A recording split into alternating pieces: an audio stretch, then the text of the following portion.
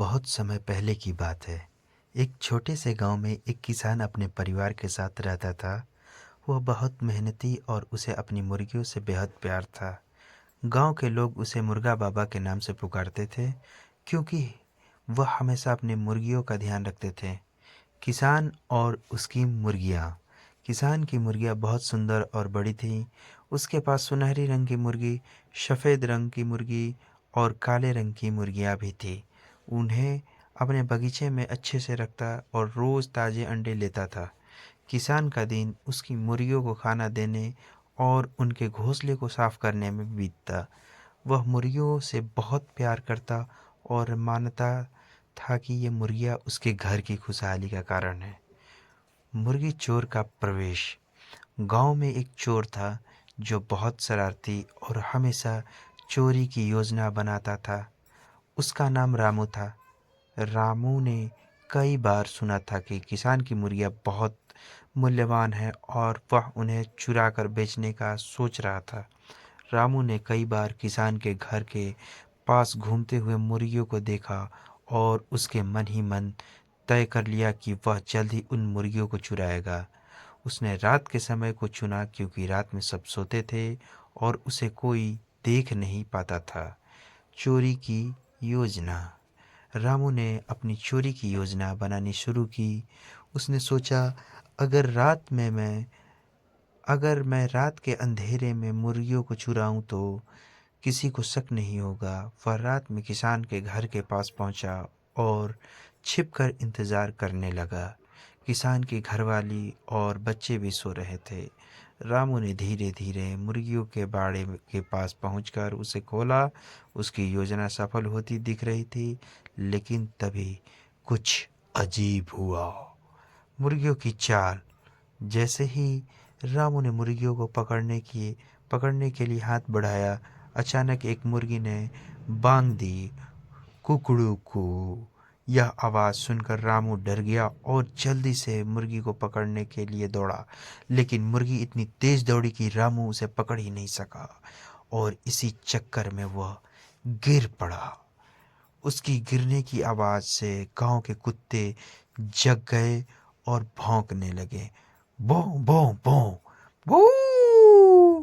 इससे रामू का दिल और ज़्यादा घबराया। उसने सोचा, अगर ये कुत्ते और किसान जग गए तो मुझे पकड़ लेंगे। मुर्गियों का विरोध। रामू ने फिर से एक और मुर्गी पकड़ने की कोशिश की, लेकिन हर बार मुर्गियां बड़ी चतुराई से बचने में सफल हो जाती। किसान की मुर्गियां इतनी चालाक थी कि वे हमेशा रामू को चकमा दे देती। एक मुर्गी ने तो उसके पैर के नीचे लकड़ी रख दी, जिससे वह और गिर पड़ा। रामू इस बार पूरी तरह से हताश हो गया। वह सोचने लगा कि ये मुर्गियां तो किसी जादू से कम नहीं। मैं इनसे कैसे जीत सकता हूँ। किसान का जागना। इस दौरान किसान की आंखें खुल गई। उसने बाहर देखा और उसे कुछ अजीब सा लगा। उसने देखा कि मुर्गियां बाड़े में नहीं थीं। जल्दी से वह बाहर दौड़ा और उसने रामू को देखा, जो जमीन पर गिरा हुआ था। किसान को देख रामू डर के मारे कांपने लगा। किसान रामू को पकड़ लिया और पूछा, तुम कौन हो और यहाँ क्या कर रहे हो? रामू ने घबराकर जवाब दिया, मैं तो बस मुर्गियाँ पकड़ने आया था।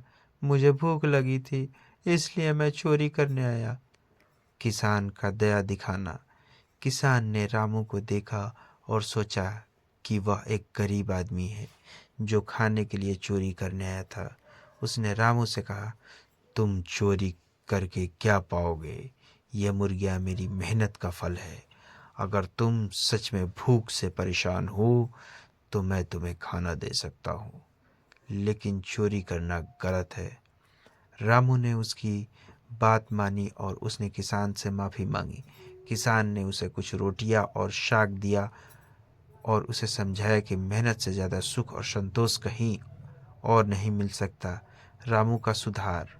रामू ने किसान की बातों को दिल से सुना और उसने चोरी करना छोड़ दिया। वह वापस गांव में रहने लगा और ईमानदारी से काम करने लगा। धीरे धीरे उसकी ज़िंदगी बदलने लगी और वह खुश रहने लगा। किसान की मुर्गियां भी हमेशा के लिए सुरक्षित रही और उसकी मेहनत का फल उसे मिलता रहा। रामू अब कभी किसी से चोरी नहीं करता और उसका जीवन अच्छे रास्ते पर चल पड़ा था। निष्कर्ष, इस कहानी से हमें ये सीखने को मिलता है कि किसी की मेहनत और सम्मान को चुराना गलत है। ईमानदारी से काम करने में जो संतोष मिलता है वह किसी और चीज़ में नहीं मिलता। रामू की तरह हमें भी अपनी गलतियों को पहचान कर सुधारने का प्रयास करना चाहिए।